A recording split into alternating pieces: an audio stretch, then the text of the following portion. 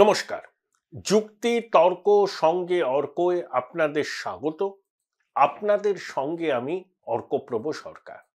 9ই December আমাদের বিদেশ সচিব বিক্রম মিশ্রি বাংলাদেশে গিয়েছিলেন ঝটিকা সফরে, বিশেষ বিমানে। তিনি বাংলাদেশে তার কাউন্টার পার্টির সঙ্গে বৈঠক করেন, পররাষ্ট্র উপদেষ্টার সঙ্গে বৈঠক করেন এবং শেষে মোহাম্মদ ইউনূসের সঙ্গে বৈঠক করেন। বাংলাদেশের পররাষ্ট্র মন্ত্রক সাংবাদিক বৈঠক করে কি হয়েছিল আলোচনায় জানিয়েছিলেন এবং ভারতের বিদেশ সচিবও খুব সংক্ষিপ্ত আলাপচারিতায় সাংবাদিকদের সঙ্গে তার বক্তব্য জানিয়েছিলেন। দুজনের বক্তব্যের একটা সুর ছিল যে ভারত বাংলাদেশের সম্পর্ক পরীক্ষিত, ঐতিহাসিক এবং মানুষের সঙ্গে মানুষের আদান প্রদানের উপর ভিত্তি করেই এই সম্পর্ক দাঁড়িয়ে আছে এবং বাংলাদেশে ধর্মীয় সংখ্যালঘুদের উপর অত্যাচার যে ভারত ভালোভাবে দেখছে না, ভারত যে উদ্বিগ্ন, সেটাও বিদেশ সচিব দ্ব্যর্থহীন ভাষায় জানিয়েছিলেন বাংলাদেশের মাটিতে সাংবাদিকদের সঙ্গে আলাপচারিতায়। তারপর দেশে ফিরেছিলেন, বিদেশমন্ত্রীকে ব্রিফ করেছেন, সম্ভবত বিদেশমন্ত্রী প্রধানমন্ত্রীকেও ব্রিফ করেছেন। তারপর পররাষ্ট্র মন্ত্রকের সংসদীয় স্থায়ী কমিটির বৈঠকে বিদেশ সচিব পুরো আলোচনা কি হয়েছে সেটা জানিয়েছেন। এই স্ট্যান্ডিং কমিটির চেয়ারম্যান হচ্ছেন কংগ্রেস সাংসদ শশী থারুর। এখন যে প্রশ্নটা হলো যে বাংলাদেশের সরকার একটু নড়ে চড়ে বসেছে। আগে তো তারা স্টেট অফ ডিনায়ালে ছিল। যখন বিক্রম মিশ্রি বললেন যে ধর্মীয় সংখ্যালঘুদের উপর অত্যাচারের ঘটনায়, তাদের ধর্মস্থানকে অপবিত্র করার ঘটনায়, কালচারাল সেন্টারকে ভ্যান্ডালাইজ করার ঘটনায় ভারত খুব উদ্বিগ্ন, ভারত এটাকে ভালোভাবে দেখছে না, তখন স্থিতিজাড্য কাটিয়ে ইউনূস সরকার নড়ে চড়ে বসে। হিন্দু বৌদ্ধ খ্রিস্টান ঐক্য পরিষদ যে অভিযোগগুলো করেছিল সেই অভিযোগের কয়েকটাকে মান্যতা দিয়ে প্রায় 80 জনকে গ্রেপ্তার করা হয়েছে। আমার ধারণা এগুলো হচ্ছে লোক দেখানো। কয়েকদিনের মধ্যেই অভিযুক্তরা জামিন পেয়ে বেরিয়ে যাবে। ইউনূস সরকার আমাদের বিদেশ সচিবকে বলেছিলেন যে শেখ হাসিনা ভারতের মাটি থেকে যে ধরনের কথাবার্তা বলছেন সেটা তারা পছন্দ করছেন না। বিক্রম মিশ্রি নাকি সংসদীয় স্থায়ী কমিটির সদস্যদের জানিয়েছেন, বিভিন্ন সংবাদপত্রে বেরিয়েছে এটা, যে শেখ হাসিনা যে কথাগুলো বলছেন সম্পূর্ণ ব্যক্তিগতভাবে বলছেন, ভারত সরকারের এর মধ্যে কোনো লেনা দেনা নেই। দুই, ধরুন আপনি প্রযুক্তিকে ব্যবহার করে আপনি আপনার কর্মী সমর্থক অনুগামীদের কিছু বার্তা দেবেন। ভারত সরকার দ্ব্যর্থহীনভাবে বাংলাদেশকে জানিয়েছে এই প্রযুক্তির বা এই প্রযুক্তিগত পরিকাঠামো ভারত সরকার জোগাড় করে দেয়নি, কিন্তু কোনো মানুষ যদি তার ইন্ডিভিজুয়াল ক্যাপাসিটিতে সেই প্রযুক্তি জোগাড় করেন এবং তিনি সেখানে তার বার্তা দেন, ভারত সরকারের কিচ্ছু করণীয় নেই।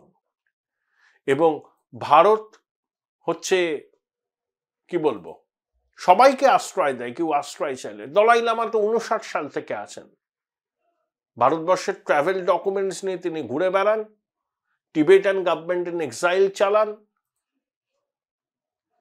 চীন বহুবার দলাই লামার বিষয়ে আপত্তি জানিয়েছে, কিন্তু ভারত সেই আপত্তিকে প্রাপ্যের অতিরিক্ত গুরুত্ব দেয়নি।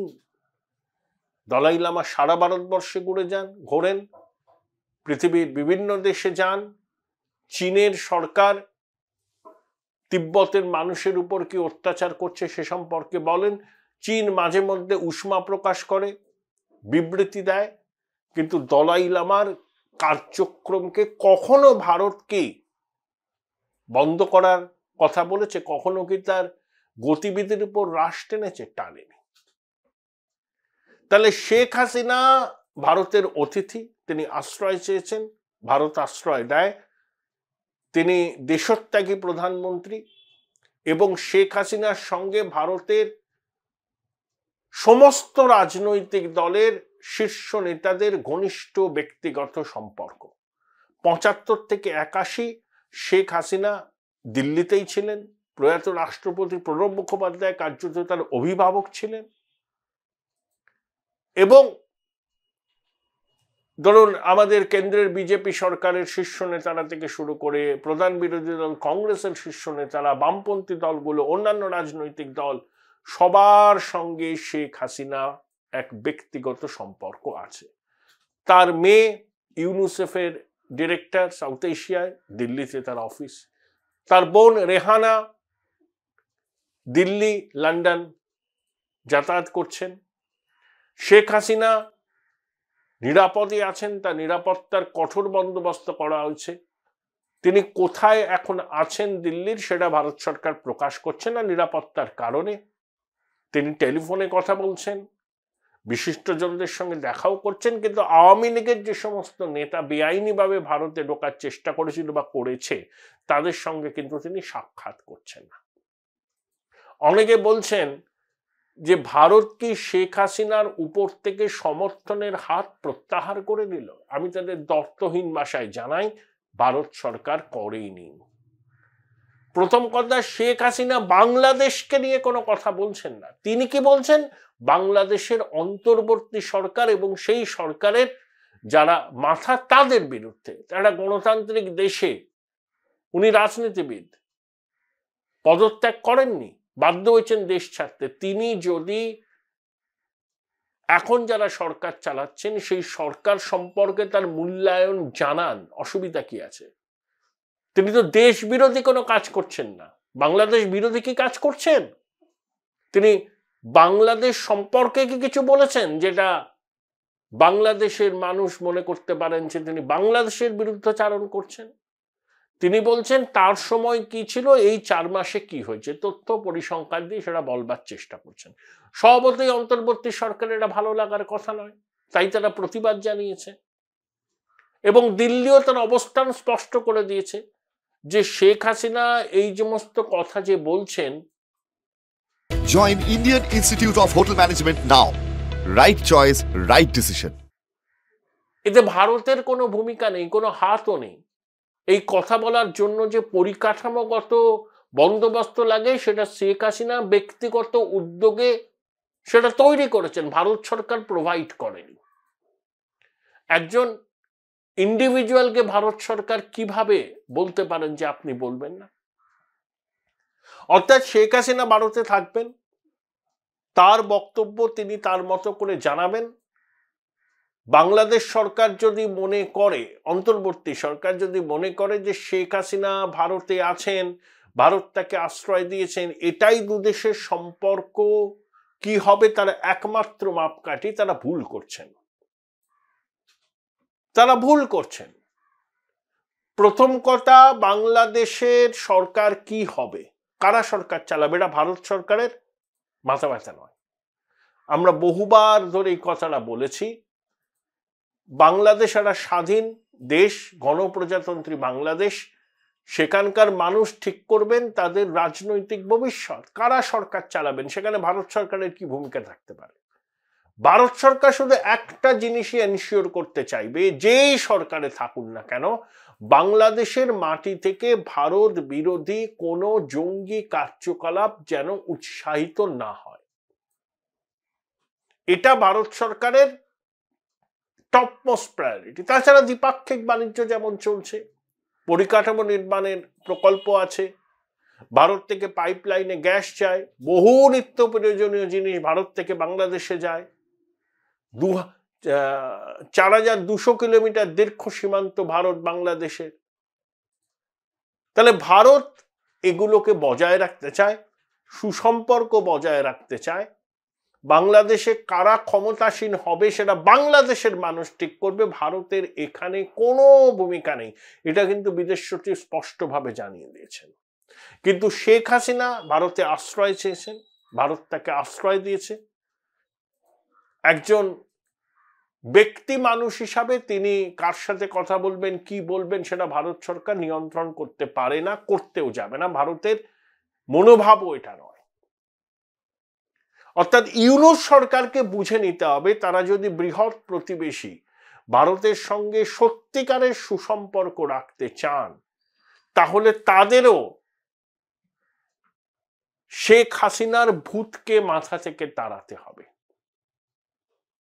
এবং বাংলাদেশে যে দলেরই সরকার আগামী দিনে আসুক না কেন নির্বাচনের মাধ্যমে তাদেরকেও এটা বুঝে নিতে হবে যে শেখ হাসিনা ভারতে আশ্রয় চেয়েছেন, ভারত আশ্রয় দিয়েছে, তিনি তার বক্তব্য নিজের উদ্যোগে দিচ্ছেন, ভারত সরকারের এতে কোনো ভূমিকা নেই। বাংলাদেশের মানুষই বাংলাদেশের সরকার তৈরি করবে এবং আমাদের কনসার্ন হচ্ছে বাংলাদেশের মাটি থেকে যেন ভারত বিরোধী জঙ্গি কার্যকলাপকে কোনোভাবে উৎসাহিত না করা হয়। আমাদের আশঙ্কা বাড়ছে, পাক মৌলবাদীরা হুমকি দিচ্ছে, বলছে পাকিস্তানের অ্যাটম বোমাও নাকি বাংলাদেশে। চট্টগ্রাম বন্দরে কন্টেনার জাহাজ আসছে করাচি থেকে, সেই কন্টেনারে অস্ত্র আছে না কন্ট্রাব্যান্ড আছে না নিষিদ্ধ মাদক আছে আমরা জানতে পারছি না। অতীতে বিএনপি জমানায় চট্টগ্রামে 10 কন্টেনার অস্ত্র উদ্ধার হয়েছিল, সেটা উত্তর পূর্বে জঙ্গিদের জন্য এসেছিল বলে শোনা যায়। আনসার আল্লাহ বাংলার প্রধান জসিমউদ্দিন রহমানি, তাকে কেন অন্তর্বর্তী সরকার জেল থেকে ছেড়ে দিয়েছে? তিনি জেল থেকে বেরিয়ে হুটখোলা জিপে মাইক হাতে নিয়ে রীতিমতো ভারতকে হুমকি দিয়েছেন, তাকে নিরাপত্তা দেওয়া হয়েছে। 174 জন দাগি জঙ্গিকে, যারা আন্তর্জাতিকভাবে যাদের নাম তালিকায় আছে, তাদেরকে মুক্তি দেওয়া হয়েছে। পাকিস্তান এই বাংলাদেশ থেকে বারবার করে চিকেন নেকে হামলা চালাবার কথা বলা হচ্ছে, উত্তর পূর্ব ভারতে অস্থিরতা সৃষ্টির কথা বলা হচ্ছে। তাহলে আমরা তো শঙ্কিত হবই। বলছে হাঁটতে পারে না কয়েকজন প্রাক্তন সেনা কর্তা, লোকের সহায়তা ছাড়া, বলছে 4 দিনের মধ্যে কলকাতা দখল করব। দাবি উঠছে বাংলাদেশে বৈধভাবে যে সমস্ত ভারতীয় কাজ করেন বিভিন্ন কোম্পানিতে তাদেরকে বহিষ্কার করার। এগুলো তো আমরা মানব না, এগুলো তো আমরা মানব না। দেখুন, বিক্রম মিশ্রি 9 ডিসেম্বর ঢাকায় গিয়ে দ্বিপাক্ষিক বৈঠক করবেন, এটা ইউনূস প্রশাসন জানতো। তার আগের দিন ইউরোপীয় ইউনিয়নের প্রতিনিধিদের সঙ্গে বৈঠকে ইউনূস কেন বলবেন যে ইউরোপীয় ইউনিয়নের ভিসা সেন্টার নয়াদিল্লি থেকে সরানো হোক? অর্থাৎ আগ্রাসনের বার্তা দেবেন, আবার সম্পর্ক মসৃণ করতে চাইবেন। ধর্মীয় সংখ্যালঘুদের উপর অত্যাচার বন্ধ হচ্ছে না। চিন্ময় প্রভুকে সম্পূর্ণ মিথ্যা মামলায় জেল বন্দি করে রাখা হয়েছে, অনেকে বলছেন তার প্রাণ সংশয়ের আশঙ্কা আছে। এই তো দুদেশের মধ্যে সম্পর্ক, কিন্তু আমরা এখনো আশাবাদী বিলম্বিত বোধোদয় হবে বাংলাদেশে যারাই ক্ষমতায় আসবে তাদের। কে সরকার আসবে, কিভাবে সরকার হবে, কবে নির্বাচন হবে, সেটা বাংলাদেশের মানুষ ঠিক করবেন এবং সেখানকার রাজনৈতিক দল। কিন্তু বাংলাদেশের মাটিতে যদি জঙ্গি জেহাদি কার্যকলাপ বাড়ে, সবসময় ভারত বিরোধী বিদ্বেষ ছড়িয়ে দেওয়ার চেষ্টা হয়, তখন আমরা কি চুপ করে বসে থাকতে পারি? 140 কোটি ভারতবাসীর নিরাপত্তা নিশ্চিত করা ভারত সরকারের দায়িত্ব। এটা অন্তর্বর্তী সরকারকে বুঝতে হবে। এবং একটা জিনিস নিশ্চয়ই আপনারা লক্ষ্য করেছেন যে বিক্রম মিশ্রি কিন্তু ইউনূসকে ভারত সফরে আমন্ত্রণ জানাননি। এখানে অনেকে, আমার বক্তব্য খুব স্পষ্ট, অনেকে অনেক কথা বলতে পারেন যে ইউনূস সরকার অসাংবিধানিক, অনির্বাচিত। গণপ্রজাতন্ত্রী বাংলাদেশের কোনো মুখ্য উপদেষ্টা থাকতে পারে না সরকারে, বা ধরুন থাকলো, সেই মুখ্য উপদেষ্টা কিন্তু 140 কোটি ভারতবাসীর নির্বাচিত 3 বারের প্রধানমন্ত্রী নরেন্দ্র মোদীর সঙ্গে বৈঠক করতে পারেন। কূটনৈতিক প্রোটোকল বলে তো একটা কথা আছে। জেনারেল মুশারফ এটা বুঝে আগ্রা সামিটের আগে চিফ এক্সিকিউটিভ থেকে নিজেকে প্রেসিডেন্ট হিসেবে উন্নীত করেছিলেন। আগে ডক্টর ইউনূস নিজের পদের সাংবিধানিক বৈধতা নিশ্চিত করুন, তারপরে প্রধানমন্ত্রী নরেন্দ্র মোদীর সঙ্গে দ্বিপাক্ষিক বৈঠকে বসার খোয়াব তিনি দেখবেন। বাংলাদেশের একটা অভিযোগ আছে সংবাদ মাধ্যমের অতিরঞ্জিত করে দেখাচ্ছে, এক্সাজারেট করছে। সংবাদ মাধ্যম কি এক্সাজারেট করছে? ধর্মীয় সংখ্যালঘুরা বাংলাদেশে অত্যাচারিত, নিপীড়িত, আক্রান্ত, মাতৃশক্তির সম্ভ্রম লুণ্ঠিত হচ্ছে, এটা সত্যি।